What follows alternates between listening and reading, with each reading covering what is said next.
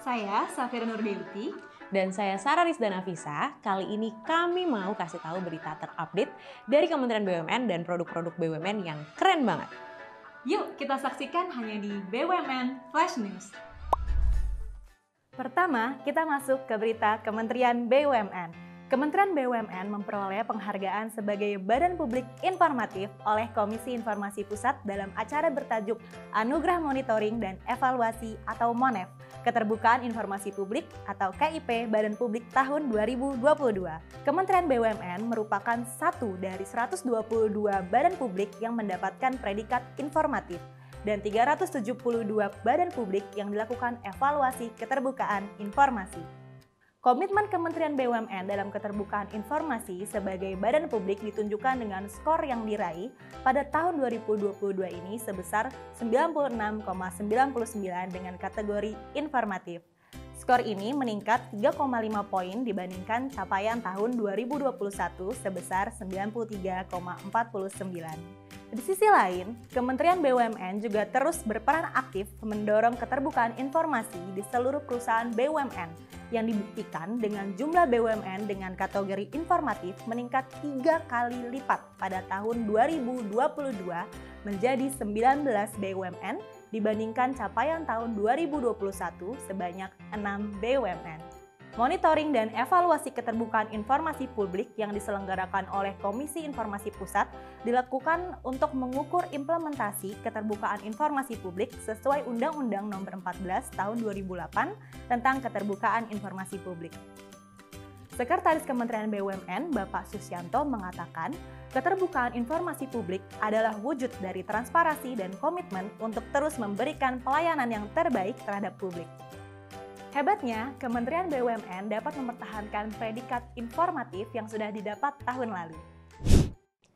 Kabar menggembirakan datang dari Menteri Badan Usaha Milik Negara, Bapak Erick Thohir, yang baru saja menerima penghargaan sebagai Minister of the Year dalam ajang CNBC Indonesia Award 2022.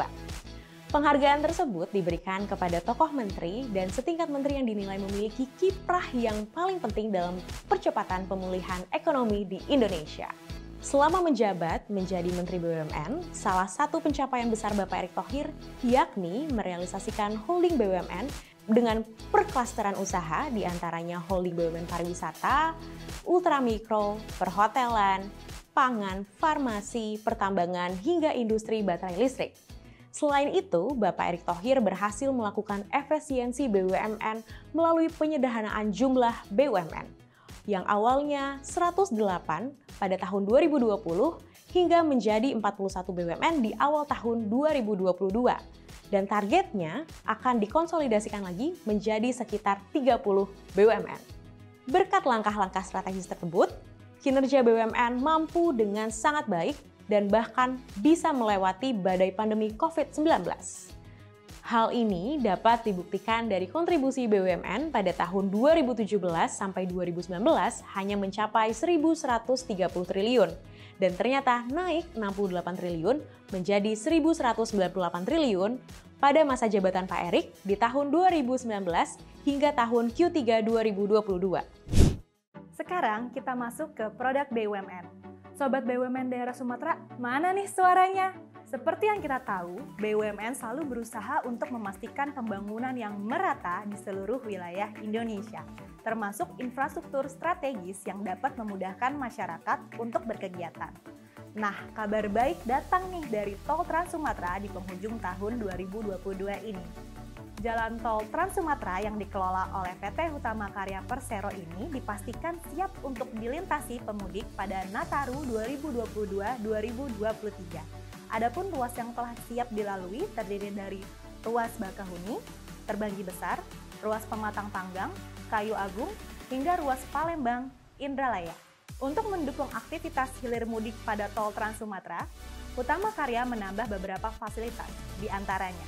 Yang pertama, penambahan kapasitas gardu tol di gerbang tol yang memiliki potensi kepadatan tinggi. Kedua, melakukan penambahan alat mobile reader untuk mempercepat transaksi di gerbang tol. Yang ketiga, memastikan bahan bakar mentah tercukupi. Yang keempat, melakukan penambahan SPBU modular di beberapa titik. Yang kelima, penyediaan mobil ATM berjalan. Dan yang keenam, penambahan 28 toilet portable. Hutama Karya juga memasang sebanyak 1.137 unit CCTV yang dipantau selama 24 jam di seluruh ruas tol yang dikelola, termasuk diantaranya tol Trans Sumatera. Selain itu, Hutama Karya juga menyiapkan 3.132 petugas dan 347 armada yang akan berpatroli dan mengantisipasi setiap gangguan di jalan tol yang dikelola. Hal ini dilakukan demi kenyamanan dan keamanan masyarakat yang berkendara.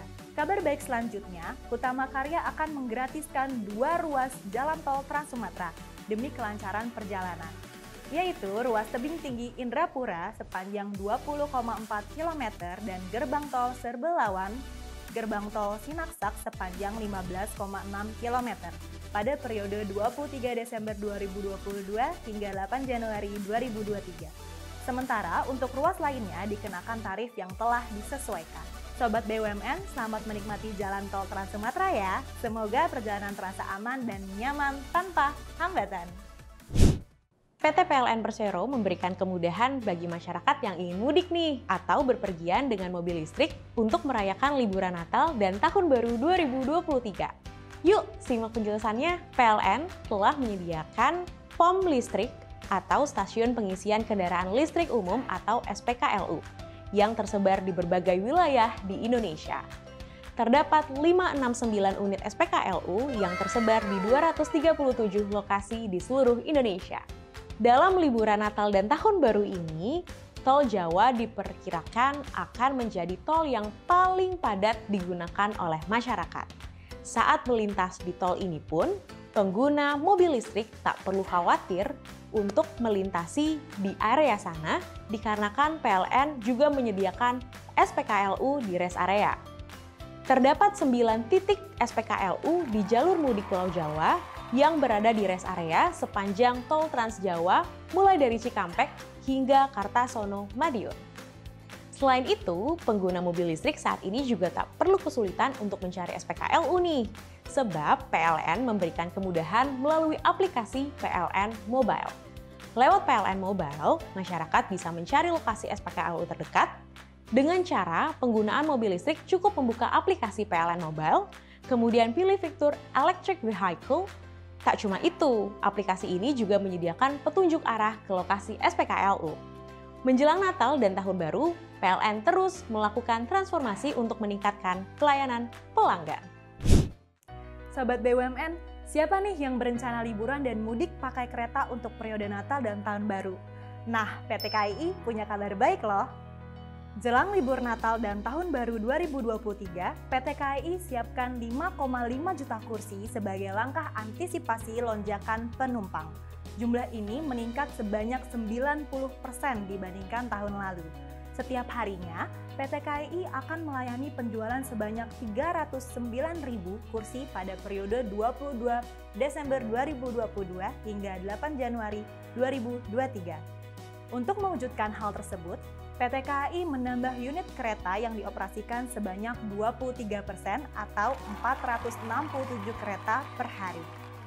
Selain untuk berpergian keluar kota, PT KAI juga menambah pelayanan pada perjalanan Jabodetabek melalui komuter lain, yaitu penambahan unit sebanyak 8%. Hal ini juga dibarengi dengan kesiapan lain, yaitu inspeksi kelayakan angkutan kereta pada Oktober dan November 2022 yang meliputi seluruh daerah operasional di Jawa hingga Lampung. PT KAI paham betul dengan waktu-waktu favorit pelanggan untuk berpergian. Maka dari itu, tiket untuk waktu tersebut telah mulai dijual sejak H-45 dan H-30. Terbukti, tiket untuk perjalanan di waktu-waktu favorit telah terjual sebanyak 50% dari total kuota hingga minggu kedua Desember 2022. Nah, Sobat BUMN, tunggu apa lagi? Yuk cepetan sebelum kehabisan tiket. Jangan ragu-ragu untuk berpergian dengan Kereta Api Indonesia, karena PT KAI selalu mengupayakan fasilitas dan pelayanan terbaik untuk perjalanan yang nyaman. Di masa yang serba digital ini, kehidupan manusia banyak dibantu oleh teknologi. BUMN yang senantiasa menerapkan semangat adaptif dalam proses bisnisnya tentu nggak mau kalah. Dalam menghadapi puncak lalu lintas Natal tahun 2023, Angkasa Pura II memanfaatkan robot yang bertugas melayani traveler bernama Bella. Bella bertugas menyapa traveler dan membagikan makanan dan minuman ringan serta hand sanitizer kepada traveler di boarding lounge, keberangkatan domestik dan internasional. Bella ditempatkan di Bandara Soekarno-Hatta dan Bandara Kuala Namu pada tanggal 19 Desember hingga 3 Januari 2023. Untuk Bandara Soekarno-Hatta, Sobat BUMN bisa bertemu nih dengan Bella di boarding lounge Terminal 3, serta Terminal 2 dan juga Terminal 1. Bella dapat beroperasi maksimal 6 jam hingga 8 jam per hari dan bergerak secara mandiri atau autonomous dalam berkeliling menyapa traveler dan dilengkapi dengan sensor serta kamera 360 derajat untuk berinteraksi langsung dengan kalian. Bella ini telah melengkapi beberapa jajaran robot di Soekarno-Hatta, di antaranya adalah baggage towing, kemudian baggage deload, serta transportasi publik yang dioperasikan secara otonom. Sementara itu, pengoperasian Bella dibantu oleh PT Angkasa Pura Solusi yang merupakan anak perusahaan dari Angkasa Pura. Kehadiran Bella merupakan bagian dari evolusi teknologi yang telah dijalankan oleh Angkasa Pura II. Semoga Bella dapat menambah keceriaan traveler pada periode Nataru dan memicu semangat BUMN untuk terus maju dan berevolusi secara digital di tahun 2023. Kali ini menengok ke barat Indonesia yaitu Pulau Sumatera, ada nih ikon wisata yang baru saja dihidupkan kembali. Namanya Maitam, serangkaian lokomotif uap E1060 yang merupakan kereta api wisata legendaris di Sawalunto, Sumatera Barat. Maitam yang telah tidur semenjak tahun 2014 ini akhirnya dihidupkan kembali dan peresmiannya dilakukan langsung oleh Bapak Menteri BUMN, Bapak Erick Thohir di Stasiun Kereta Api Kampung Teleng Sawalunto, Sumatera Barat pada Selasa 20 Desember 2022 lalu. Maitam ini memiliki potensi yang besar sebagai ikon dan daya tarik wisata di Sawalunto. Oleh karena itu, Kementerian BUMN tidak tinggal diam dan mengupayakan pemberdayaan Maitam dengan bantuan dan sinergi dari 4 BUMN, yaitu PT KAI, PT Semen Indonesia, PT Pupuk Indonesia, dan PT Bio Farma, di bawah koordinasi dan Project Management Office BUMN untuk pariwisata Sumatera Barat.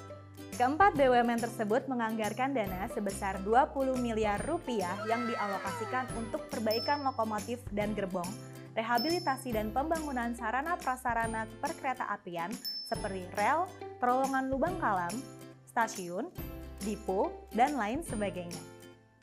Kini, seluruh tahapan pembangunan sarana dan prasarananya telah selesai, sehingga Maitam dapat segera dibuka untuk umum dan sudah dapat berjalan dari Stasiun Kampung Teleng menuju Stasiun Muaro Kalaban melewati terowongan Lubang Kalam dengan kapasitas 30 orang dalam satu gerbong.